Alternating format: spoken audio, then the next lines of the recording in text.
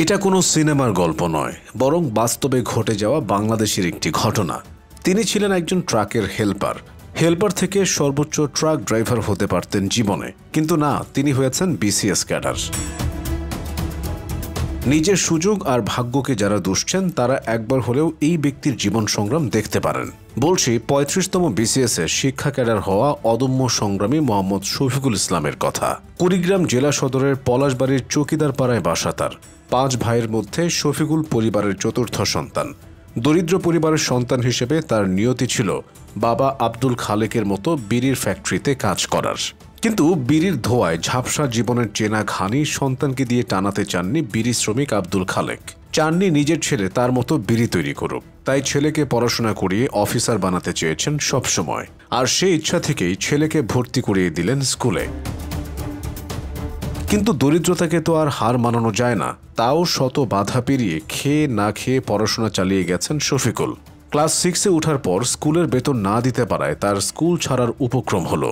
তবে তার ইচ্ছা দেখে এগিয়ে এলেন একজন মহানুভব শিক্ষক। তিনি নিজে শফিকুলের বেতন দিলেন। পরবর্তীতে স্কুলে বিনা বেতনে পড়াশোনা করার ব্যবস্থাও করে সেই শিক্ষক। শফিকুলের দিন এমনও ছিল যে একই শার্ট প্যান্ট দিয়ে পুরো স্কুল জীবন পার করতে হয়েছিল তাকে।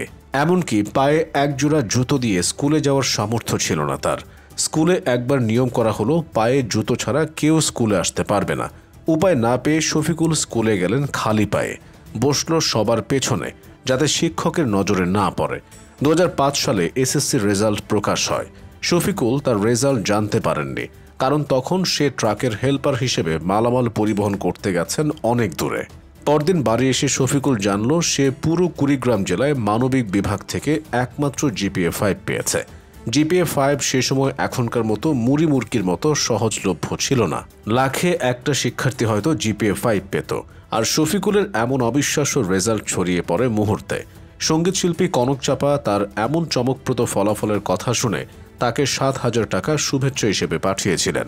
এরপর বিভিন্ন বৃত্তি পেয়ে উচ্চ মাধ্যমিক শেষ করেন শফিকুল। ২০০৭-৮ সেশনে তিনি ভর্তি হন ঢাকা বিশ্ববিদ্যালয়ের সমাজবিজ্ঞান বিভাগে। সেখানে শুরু হয় আরও এক নতুন জীবন। নিজের পড়াশোনার খরচ চালাতে তখন শফিকুল ঢাকা শহরে কখনো লিফলেট বিলি করেছেন, কখনো কম্পিউটার অপারেটর হিসেবে কাজ করেছেন রাস্তার পাশের দোকানে। প্রতিদিন দুমুঠো খেয়ে বেঁচে থাকাই তার কাছে ছিল এক বড় চ্যালেঞ্জ। বিশ্ববিদ্যালয়ের পাঠ চুকিয়ে বিসিএস এর প্রাথমিক পরীক্ষা উত্তীর্ণ হয় শফিকুল। তখন আবারও সেই স্কুলের মতো জুতো কাহিনী, কারণ ভাইবা দিতে যাওয়ার সময় কোনো ফর্মাল ড্রেস ছিল না তার। একজোড়ো জুতো, প্যান্ট ও শার্ট লাগবে। লজ্জা ভুলে পরিচিত সামর্থ্যবান একজনের কাছে এই প্রয়োজনীয় জিনিসগুলো কিনে দেওয়ার জন্য সাহায্য চেয়েছিলেন। তবে সাহায্য তো দূরে থাক, উল্টো তাকে চরম অপমান সইতে হয়েছিল সেদিন। কিন্তু সেই ছেলেটি ৩৫তম বিসিএস এর ভাইবা দিয়ে শিক্ষা ক্যাডার হয়ে যান। আর তারপর থেকে আর পেছনে ফিরে তাকাতে হয়নি তাকে। একসময় যিনি ছিলেন ট্রাকের হেল্পার, আজ তিনি একজন বিসিএস ক্যাডার।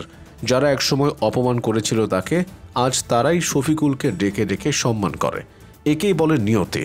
শুধু সঠিক পরিশ্রম আর ইচ্ছা থাকলে সাফল্য একদিন হাতের মুঠোয় এসে ধরা দিবেই।